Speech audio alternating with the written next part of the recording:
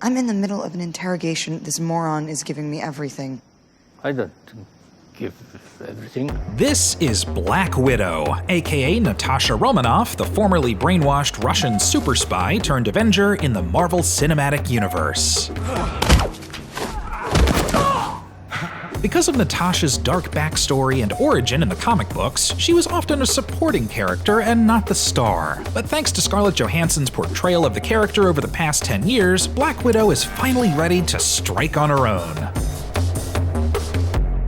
Created in 1964 by Stan Lee, Don Rico, and Don Heck, Black Widow first appeared as a Russian spy antagonist in Tales of Suspense issue number 52 featuring Iron Man. But this gorgeous new menace actually looked a lot different from the Black Widow we're all familiar with. She looked like a sassy dame ready for a night out on the town. Slowly but surely, her look evolved into something more appropriate for combat and sleuthing after Amazing Spider-Man issue number 86 in 1970. Some fans actually theorized that the inspiration for this design came from another Avenger, Emma Peel of the British Avengers TV series. Natasha defected to the US thanks to a short-lived romance with Hawkeye and would go on to work with the US government, S.H.I.E.L.D., and the Avengers. She teamed up with them on and off throughout the following decades, as well as other heroes like Daredevil and Spider-Man.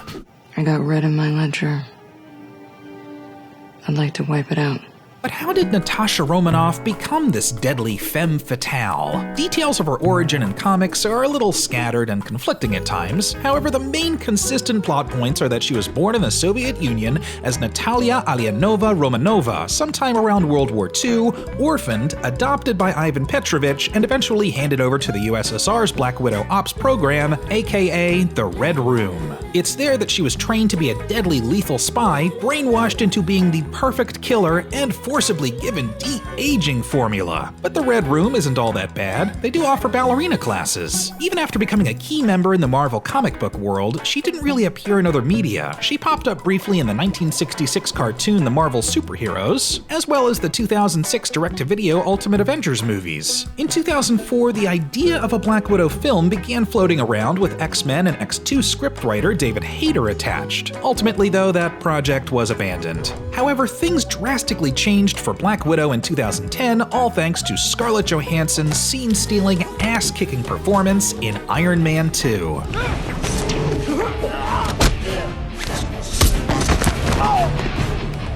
She would go on to leg scissor, shock, and borderline cripple an untold amount of bad guys in a combined 8 films. She basically became the MVP of the MCU, teaming up with Captain America, Iron Man, Hawkeye, even the Hulk. She would go on to help save the world and the universe without the assistance of superhuman strength, cutting-edge technology, or godlike powers. She was just damn good at her job. Scarlett Johansson's versatility allowed her to portray Black Widow as someone who could take charge in any dangerous situation, as well as show vulnerability as a character haunted by her past.